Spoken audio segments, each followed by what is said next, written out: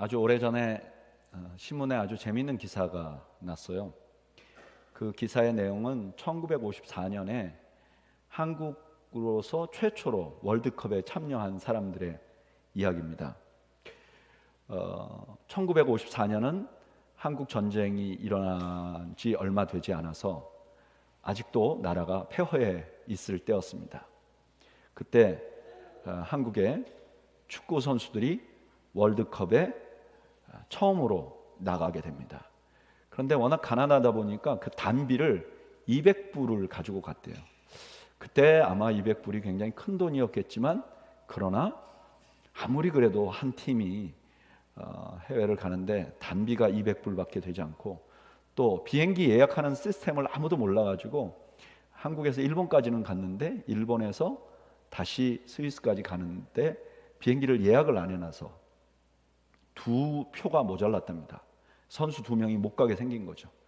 그런데 영국 신혼부부가 사정을 듣고 딱 해서 자기들의 표를 양보해 주셔서 비행기를 타고 가시고 56시간 만에, 한국을 떠난 지 56시간 만에 도착해서 개막식 전날 도착하고, 그 다음에 다음 날 시차도 적응 안 된 상태에서 경기를 해서 헝가리한테 9대0, 터키에게 7대0. 그래서 한동안 우리나라 이름이 9대0이었답니다. 경기가 다 끝나고 나서 경기도 더 구경하고 싶고, 또 해외에 나왔으니까 다른 나라도 좀 보고 싶은데 체제비가 없어서 모든 선수들이 경기를 마치자마자 그 다음날 도망치듯 귀국했다고 말합니다. 그런데 그때 그 선수들이 모르던 게 있었대요. 그게 뭐냐면은 월드컵에 출전한 모든 선수들에게 주어지는 출전 수당이 있었답니다. 그 출전 수당이 당시에 8,400불. 그걸 알았으면 이분들이 거기서 다른 팀들 경기도 좀 보고 관광도 하고 그랬을 텐데, 아무도 몰라서 선수단은 그냥 온 거죠. 그 후에 FIFA에서 이 돈을 보내야 되는데 누구한테 보내냐? 그래서 대한체육회에 보냈고요. 대한체육회는 그것을 체육회 빚을 갚는 데 사용했답니다. 여러분, 전쟁으로 나라가 다 폐허인데 그때 세계인이 함께 뛰는 그 월드컵에 나가는 게 얼마나 영광스러운 일입니까? 그 자체가 엄청난 특권이죠. 그런데 그분들은 그렇게 월드컵에 참여하는 명예는 얻었지만 그 참여한 모든 사람들에게 주는 큰 혜택은 누리지를 못한 거죠. 안타까운 것은 크리스찬들도 그런 사람들이 있습니다. 여러분, 예수 믿는 것 자체는 우리에게 큰 엄청난 영예입니다. 우리가 예수님을 구주로 고백하는 순간 우리는 의인이 됩니다. 여러분 믿으십니까? 우리가 과거에 지은 죄, 현재 짓고 있는 죄, 미래에 지은 죄가 다 용서되고, 우리 주님께서 십자가에서 말씀하신 대로 우리를 의롭다 칭해지는 은혜를 우리가 누리게 됩니다. 또한 우리는 예수님을 믿는 순간 하나님의 자녀로 이 땅을 살게 됩니다. 세상의 어떤 사람의 자녀가 아니라 천지를 지으신 하나님의 자녀로 살아가게 됩니다. 그리고 결국은 영원한 천국에 갑니다. 이거는 월드컵 출전하는 것 이상의 몇 배의 영예를 가지는 거죠. 이렇게 신앙생활하는 것 자체가 우리에게 영광스러운 것입니다. 그런데 이렇게 엄청난 영예를 누리는 사람들 중에 너무나 많은 사람들이 그 영예와 함께 주어진 혜택을 알지도 못하고 누리지도 못하는 사람들이 너무 많다는 거예요. 그러면 예수님을 믿는 사람들이 누리는 혜택, 가장 큰 혜택이 무엇인가? 오늘 본문이 우리에게 알려줍니다. 요한복음 14장 16절 우리 다시 한번 읽어보겠습니다. 시작. 내가 아버지께 구하겠으니 그가 또 다른 보혜사를 너희에게 주사 영원토록 너희와 함께 있게 하리니. 아멘. 다른 보혜사를 주겠다 그럽니다. 오늘 본문의 배경은 이렇습니다. 예수님께서 제자들이 알지 못하는 곳으로 가겠다 그래요. 제자들은 모두가 다 불안합니다. 그런 불안한 제자들에게 예수님이 이렇게 말씀하셨어요. 내가 갈 건데 그거는 내가 그냥 불행하게 없어지는 게 아니고 너희들이 다 하나님 아버지의 백성 되게 만들려고 가는 길이야. 그게 요한복음 14장 1절에서 3절이에요. 그런데 제자들은 여전히 불안해요. 왜냐하면 예수님이 자기들과 함께 있지 않으니까. 그렇게 불안한 제자들을 향해서 예수님께서 첫 번째 선물을 주시는데 그게 뭐냐면 기도예요. 우리가 기도에 대해서 지난주에 알아봤어요.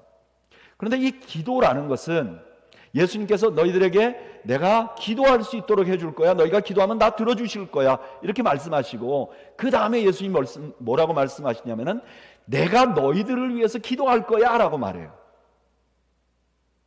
지금 예수님께서 기도라는 것을 끌고 나온 이유를 좀 알 것 같아요. 기도는 우리에게 특권이에요.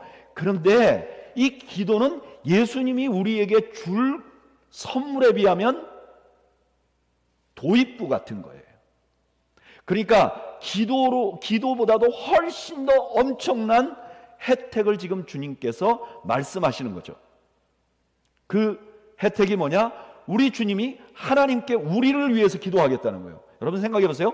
우리는 우리를 위해서 기도하면 잘못할 수도 있는데 우리 주님이 우리를 위해서 기도하는 거니까 완전한 거예요.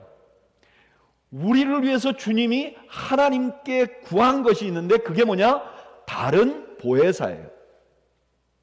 이 보혜사라는 말은 파라클레이토스라는 헬라어인데 이 말을 딱 들으면 사람들은 세 종류의 사람을 기억하게 돼 있어요. 어떤 친구가 어려워요. 친구가 어렵다는 소식을 듣고 자기가 불편함에도 불구하고 달려가서 도와주는 진정한 친구. 아니면 전쟁에 나간 군인들이 전쟁을 한 차례 치르고 나서 적이 너무 강해서 사기가 땅에 떨어졌어요. 근데 우수한 장수 한 분이 나오셔서 여러분 우리는 힘이 있습니다, 우리가 나가서 싸웁시다 하고 격려하고 그 군대를 다시 일으켜 세우는 군 지휘관. 아니면 억울한 누명을 쓰고 법정에 서야 되는 정말 연약한 사람을 자진해서 도우려고 하는 변호사. 파라클레이토스라는 말은 바로 이런 사람들을 가리키는 말이고, 이런 사람들의 공통점은 뭐냐면은 문제가 있는 사람들을 도우는 거예요.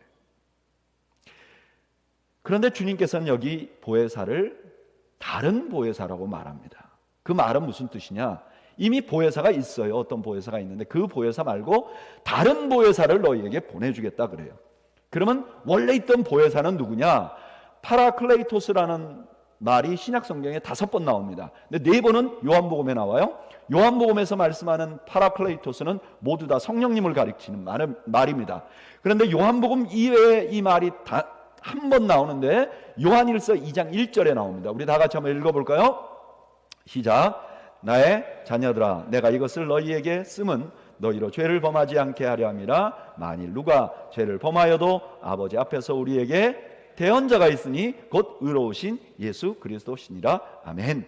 여기 대언자라는 말이 파라클레이토스라는 말이에요. 보혜사라는 말이에요. 그러니까 원래 보혜사는 누구였냐? 예수님이었어요. 그러니까 지금 예수님께서 이 땅에 남겨준 제자들을 위해서 엄청난 선물을 하나 주시는데 그게 뭐냐? 예수님께서 지상사역을 하면서 그들과 함께 하면서 그들을 도왔던 것 같이 똑같이 도와주실 보혜사 파라클레이토스를 너희에게 줄 것이다. 내가 가지만, 그러니까 너희들은 염려할 필요가 없다. 너희들을 내가 있을 때만큼 똑같이 도와줄 분을 보내줄 것이다. 그러면 그분이 누구냐? 그분이 누구냐를 요한복음 14장 26절이 대답을 해줘요. 다 같이 한번 읽어볼까요? 시작. 보혜사 곧 아버지께서 내 이름으로 보내실 뭐예요? 성령. 그분이 누구시냐? 성령님이시라는 거예요.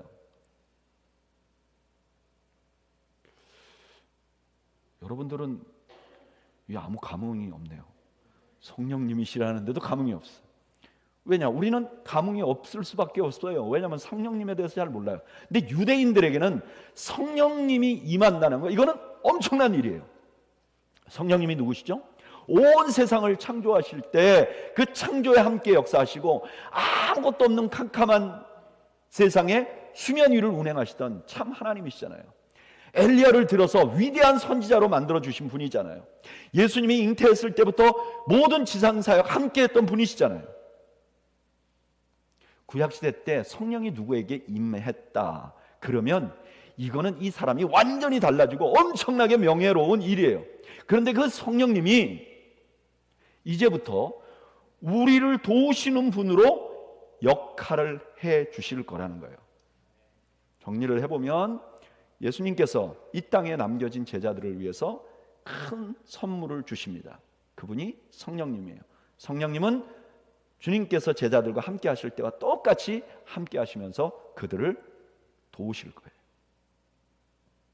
이 예수님의 말씀은 그대로 이루어졌어요. 그대로 이루어졌다는 것을 증언하는 성경이 사도행전이에요. 사도행전에 보면 예수님이 말씀하신, 예수님이 이 땅에 계셨던 것처럼 성령님께서 어떻게 제자들과 함께 하시고 그들을 돕는지가 너무나 자세하게 기록되어 있어요. 사도행전 13장 2절에 이렇게 말해요. 주를 섬겨 금식할 때 성령이 이르시되 내가 불러시키는 일을 위하여 바울과 바나바와 사울을 따로 세우라 하시니. 사도행전에 보면요, 성령님이 말씀하시는 증거가 얼마나 많이 나타나는지 몰라요.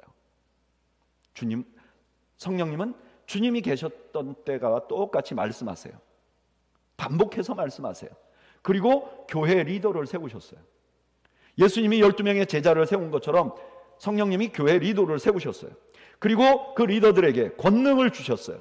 예수님께서 제자들을 파송할 때 권능을 주신 것처럼 성령께서 그들과 함께하면서 그들에게 권능을 주셨어요. 그래서 사도행전 6장 8절에 스데반이 은혜와 권능이 충만했다 그랬어요. 성령님이 하신 것이죠. 뿐만 아니라 성령님은 제자들과 함께하면서 교회를 위로하셨어요. 사도행전 9장 31절에 주를 경외함과 성령의 위로로 진행하여 수가 더 많아지니라. 성령님께서 그들을 위로하신 거예요. 이것을 다 들은 바울은 한마디로 이렇게 말해요. 이와 같이 성령도 우리 연약함을 도우시나니. 여러분, 예수님을 믿는 우리는 절대 혼자가 아닙니다. 성령님께서 우리와 함께 하시며 우리를 도우십니다. 근데 문제는 너무나 많은 현대 그리스도인들이 이걸 인지하지 못합니다. 성령님이 함께 하다고? 그래? 특히 저희처럼 보수적인 신학을 하는 교회일수록 더 인지를 못합니다. 왜 그런가? 왜냐하면 성령님께서는 예수님과 똑같은 보혜사이시고 예수님과 똑같이 우리를 도우시지만 다른 방법으로 제자들과 함께 하시기 때문에 그래요. 어떤 방법으로 함께 하시는가? 요한복음 14장 17절이 설명을 해줘요. 우리 다 같이 한번 읽어볼까요? 시작. 그는 진리의 영이라 세상은 능히 그를 받지 못하나니 이는 그를 보지도 못하고 알지도 못함이라. 그러나 너희는 그를 아나니 그는 너희와 함께 거하시며 또 너희 속에 계시겠습니다. 아멘. 성령님은 영이세요. 그래서 예수님처럼 눈에 안 보여요. 그러면 성령님이 계시다 안 계시다는 어떻게 알 수 있느냐? 믿음이 있는 사람만 아는 거예요. 믿음이 없으면 성령님의 존재를 이해할 수도 없고 경험할 수도 없어요. 믿음이 있어야 돼요. 또 하나, 이 성령님께서는 제자들과 함께 하시는데 예수님은 그냥 함께 하셨는데 성령님께서는 함께 하시고 또 하나 어떻게 하냐? 속에 거하세요. 성령님은 제자들과 함께 거하시지만 어떻게 거하시냐? 속에 거하세요. 그래서 믿음이 있지만 그 믿음을 가지고 자기 내적인 것을 전혀 관심을 갖지 않는 제자들은 보지 못하는 거예요. 자기를 성찰하고 내 안에 있는 죄와 내 안에 있는 역사를 보지 못하면 그 사람은 성령님을 경험하지 못하는 거예요. 신앙생활을 하기를 하되 내가 생활하는데 유익을 얻기 위하여 내 마음이 평안하기 위해서 내 가족이 잘 살기 위해서 이런 것만 온통 관심을 갖고 있는 사람은 성령님을 인지하지 못한다는 거예요. 실제로 이런 일은 요즘만 있는 게 아니라 초대교회도 있었어요. 그래서 사도 바울이 이렇게 말씀하셨어요. 고린도전서 3장 16절 너희는 너희가 하나님의 성전인 것과 하나님의 성령이 너희 안에 계시는 것을 알지 못하느냐. 초대교회 성도들도 자기 안에 성령님이 계셨다는 걸 인지하지 못하는 분들이 많았다는 거예요. 성령님이 자기 안에 계시다는 것을 인지하지 못하니까 어떤 현상이 벌어지느냐? 자기 혼자 신앙생활을 하는 거예요. 신앙생활을 하나님이 나를 구원해 놓고 이 땅에 던져 놓고 성경 주시고 자 이대로 살아. 근데 내가 이게 고마워. 그래서 내가 가진 열정으로 예배를 참석하는 거예요. 내가 가진 마음으로 봉사하는 거예요. 심지어 기도도 내가 노력해서 하는 거예요. 어느 순간 되죠? 금지쳐요. 기적이 계속 이어지지 않으면 이게 신앙생활이 진짜일까? 의심이 생겨요. 성령님을 모르니까 사회생활을 혼자 하는 것 같이 하는 거예요. 타고난 열심으로 열심히 일해요. 사랑하는 가족을 부양해야 되니까 열심히 살아갑니다. 근데 살다 보면 역부족을 느껴요. 그리고 사회생활하면서 상처를 받아요. 근데 나는 생존을 해야 되니까 받은 대로 돌려주거나 아니면 자기가 살아보려고 또 다른 사람을 밟아요. 그러면 크리스찬 괴물이 되어가는 거예요. 여러분, 여러분들이 일하는 직장과 사회 분명히 크리스찬이라고 말하는데 괴물같이 사는 분들 있죠.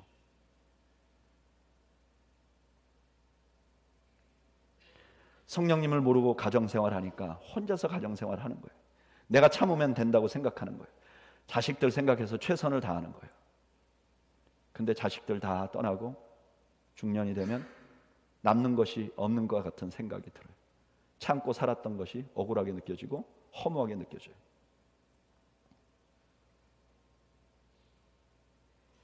왜냐? 성령님을 모르니까 혼자서 신앙생활하고 혼자서 사회생활하고 혼자서 가정생활을 하기 때문에 그래요. 이런 제자들을 위해서 주님께서 성령님이 우리를 도우신다는 것을 우리가 인지할 수 있도록 대표적인 두 가지를 소개해요. 첫째는 무엇이냐? 요한복음 14장 17절에서 이렇게 말씀하세요. 그는 진리의 영이라. 예수님은 진리의 영이에요. 진리의 영이 우리 안에 계시면 그 진리의 영이 우리 안에서 두 가지 사역을 하세요. 어떤 사역을 하는가? 요한복음 14장 26절 다 같이 한번 읽어볼까요?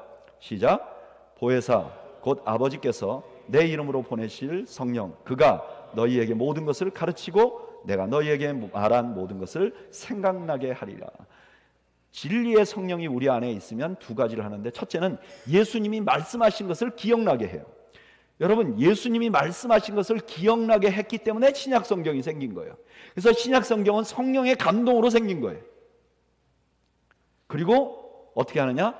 직접 가르치시는 거예요. 말씀을 이해하도록 하는 거예요. 진리의 성령이 우리 안에 있어서 있다는 것을 어떻게 증명하냐? 우리가 말씀을 이해할 수 있도록 해준다는 거예요.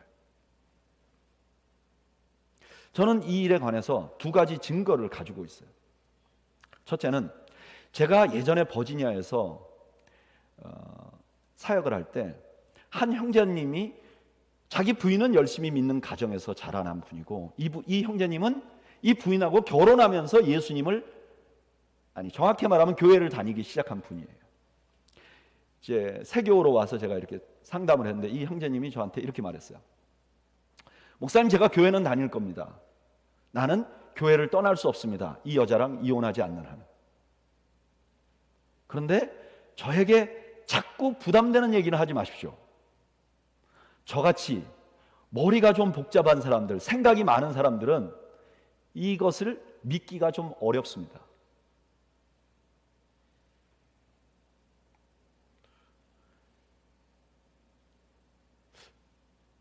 만약에 그렇다면 성경은 좀 무식한 사람만 믿는 건가요?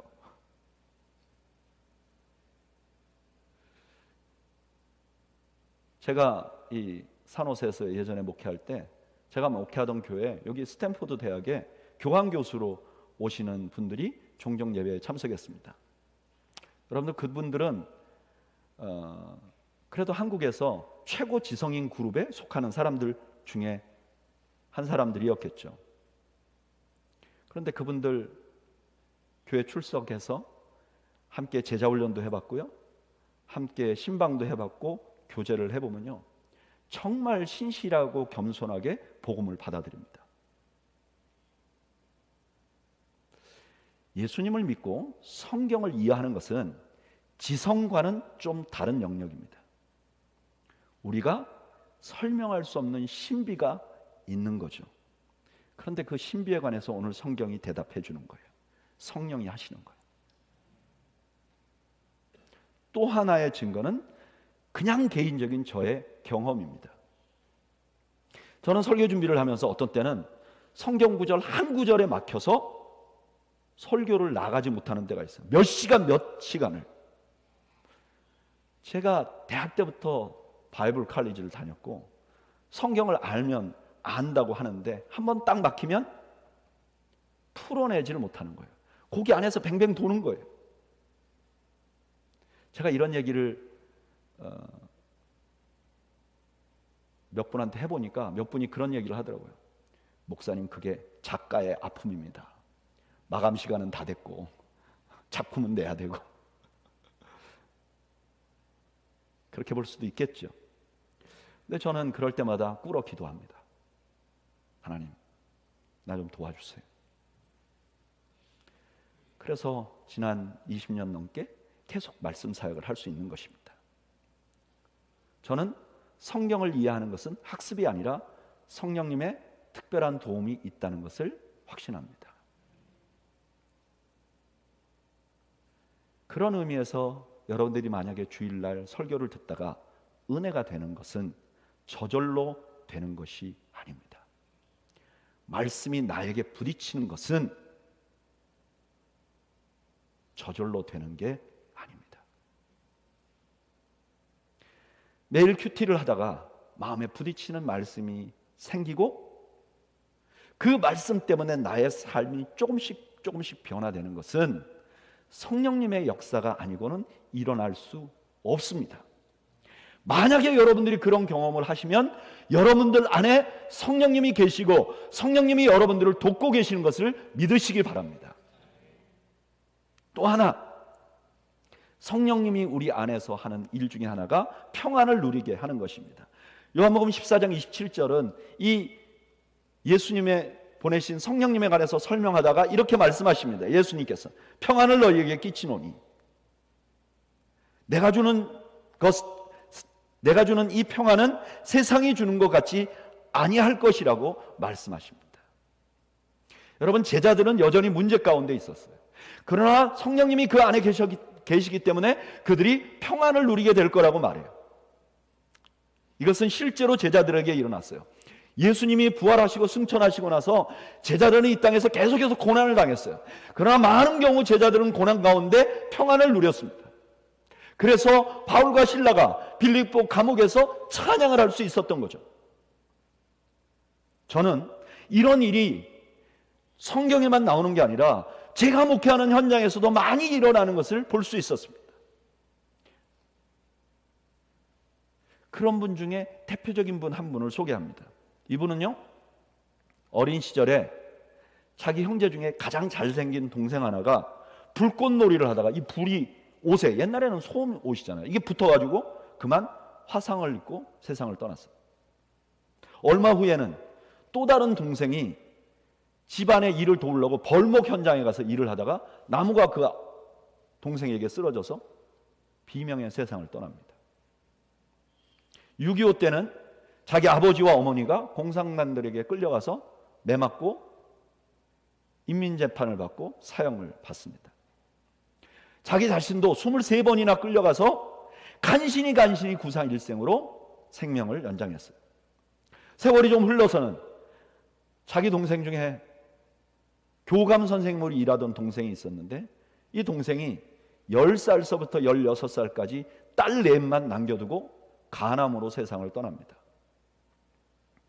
그 후에 이분의 인생에 가장 큰 아픔을 겪는데 딸이 셋 있는데 그 중에 사랑하는 딸 하나가 위암이 걸려서 157일 동안 극심한 고통을 경험하다가 세상을 떠나는데, 떠나면서 자기에게 그 딸이 남겨놓은 두 딸을 부탁합니다. 모두가 자기에게 남기고 떠나간 거죠. 그때 이분의 나이가 환갑이었습니다. 이분이 바로 한국의 CCC를 만드신 김준곤 목사님이십니다. 겉으로 볼 때는 복음의 불사신처럼 복음을 전하며 살았는데 그에게는 이런 큰 아픔들이 있었던 거예요. 근데 이분이 이렇게 말합니다. 정직하게 고백하면 나는 하나의 얼굴로는 웃고 다른 얼굴로는 운다. 내 영은 주님을 찬양하고 기뻐하며 감사하며 깊은 곳에서 샘물과 같이 환희가 솟는다. 그러나 다른 마음의 하늘에서는 비가 끊임없이 내리고 있다. 옆을 보면 정신착란증에 걸릴 것 같고 위를 보면 현기증이 난다. 내 안을 들여다보면 죄와 추한 것들이 있고 과거는 회한과 슬픔뿐이고 미래는 안개처럼 불확실하고 불안하다. 그런데 내게는 깊은 위로와 감사와 찬송과 평안이 있다. 이것은 분명히 내게서 나온 것이 아니다. 성령이 은혜로 내게 주시는 것이다. 이런 일이 김준건 목사님에게만 일어나는 게 아니라 예수님을 믿는 많은 성도들이 이상하게 그 마음에서 용서가 일어나는 사람들을 봤어요. 이상하게 과거의 트라우마가 잊혀지는 은혜를 경험하는 분들을 봤어요. 이상하게 누가 봐도 절망스러운데 그곳에서 희망을 갖는 사람들을 보았어요. 그것은 그 사람 안에서 나오는 것이 아니죠. 성령님이 그분과 함께 하시다는 증거인 것이죠. 여러분, 우리는 혼자 있지 않습니다.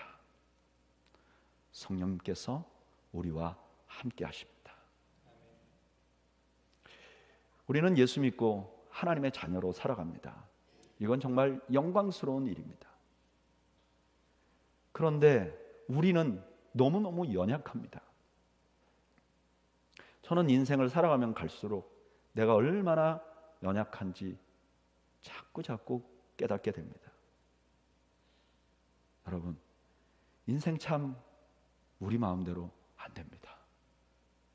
참 우리 마음대로 안 됩니다. 여러분들은 마음대로 되시던가요? 여러분들의 직장 생활은 마음대로 되시나요?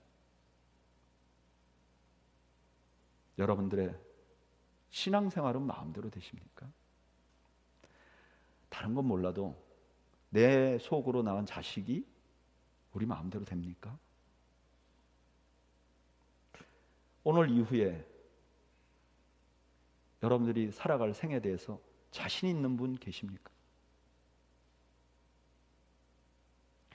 사실 정확하게 고백하면 마음대로 안 되는 정도가 아니라 저는 제 인생을 돌아보면 제 인생이 이해가 안 됩니다. 이해할 수 없는 일 투성이에요. 그러니까 미래는 더 자신이 없죠. 내가 할 수 있는 것이 없다는 생각이 듭니다. 그런데 잊지 마십시오. 우리 주님은 우리가 연약한 것을 다 아십니다. 그리고 그와 같이 버려두지 않겠다고 약속하셨습니다. 주님께서 계실 때와 똑같은 방법으로 우리를 도우시겠다고 성령님을 보내주신 분입니다.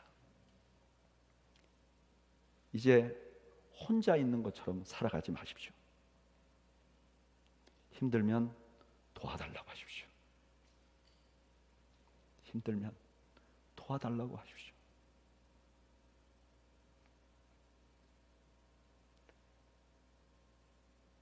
그러면 여러분들을 도와주실 것입니다. 무엇을 해야 될지조차 모르시면 힘을 빼시고 성령님께 맡기세요. 혼자 노저어가며 살지 마세요. 돛을 올리세요. 그러면 성령의 바람이 우리를 이끌어가 주실 것입니다. 나에게가 아니라 성령님 때문에 기대를 하십시오. 나는 할 수 없지만 성령님께서 하실 것입니다. 지금 나를 보면 부족하고 넘어지고 다치고 있어도 우리 성령님께서 결국 우리를 이끌어 주실 것입니다. 그리고 언젠가는 하나님 앞에 서게 하실 것입니다. 저는 이 설교를 준비하면서 국제시장이라는 영화가 생각이 나더라고요. 여러분 보셨나요? 그 국제시장 마지막 장면에 보면 이 주인공이 자기 아버지 사진을 보고 이렇게 말합니다. 아버지요, 내 약속 잘 지켰지에. 이만하면 잘 살았지에. 근데 내 진짜 힘들었거든요.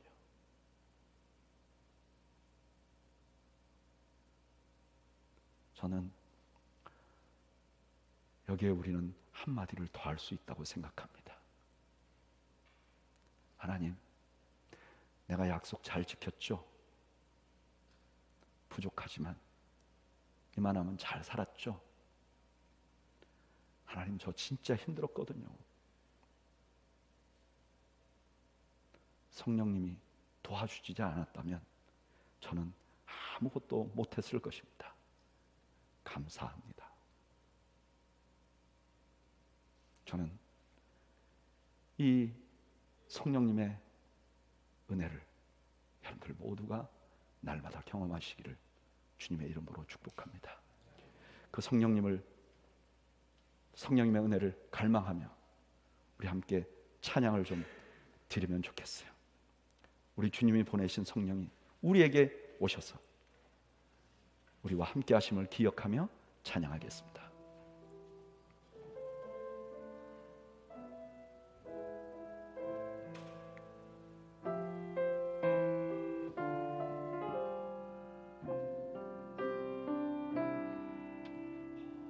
어느한 시절 지날 때 깊은 한숨 내쉴 때 그런 풍경 보시며 단식하는 분 있네. 고와 같이 너희를 버려두지 않으리. 내가 너희와 영원히 함께하리라.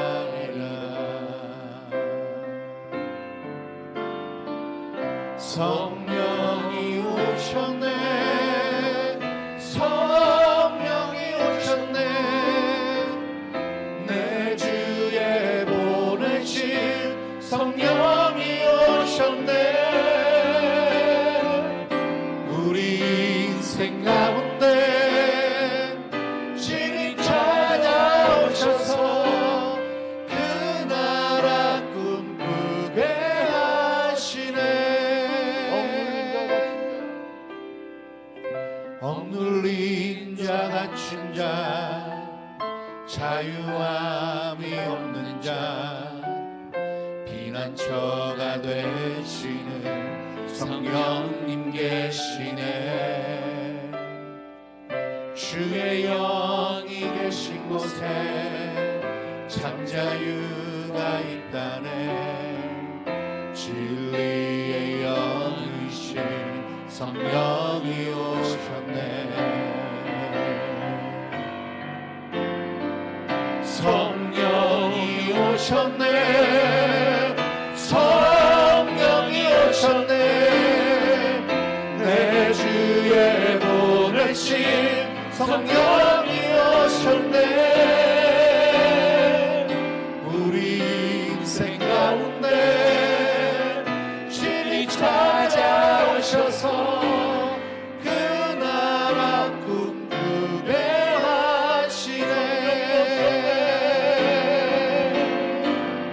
성령이 오셨네. 성령이 오셨네. 내 주에 보내신 성령이 오셨네. 우리 인생 가운데 진히 찾아오셔서 그 나라 꿈꾸게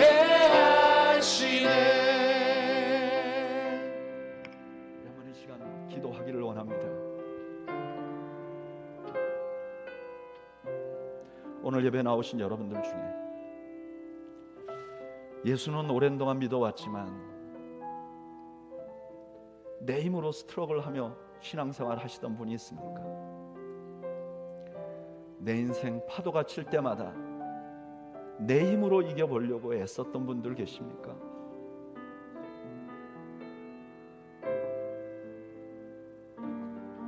우리 주님이 우리에게 성령님을 주셨습니다.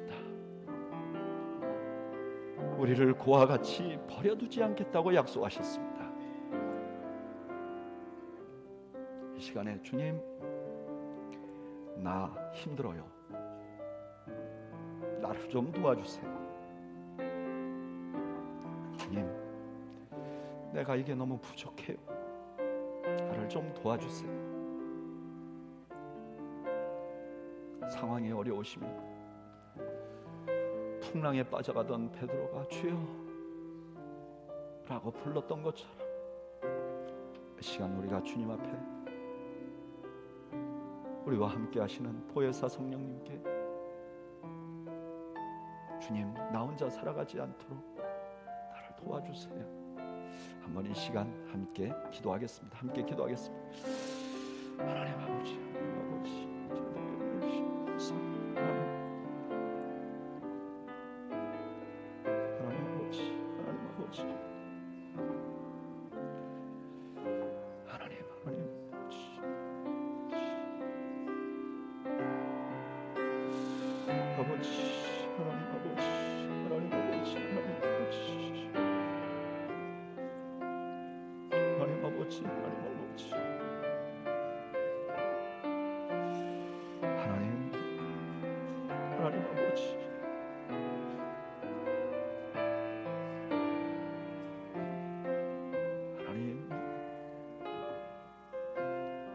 하나님 도와주십시오. 하나님 도와주십시오.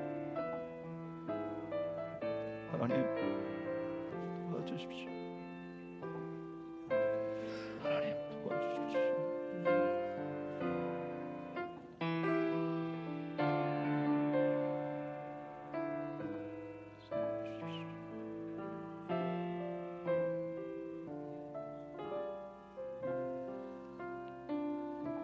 이제는 우리 주님 예수 그리스도의 은혜와 하나님 아버지의 그 크신 사랑과 성령님의 함께 하시고 위로하시고 돕는 역사가 오늘 고아처럼 우리를 홀로 두지 않겠다는 주의 약속 믿고 성령님의 도우심으로 남은 인생 살아가기로 다짐하는 주의 백성들 머리머리 위와 이들의 가정과 생업 위에 지금으로부터 영원 무궁토록 함께 있을지어다. 아멘.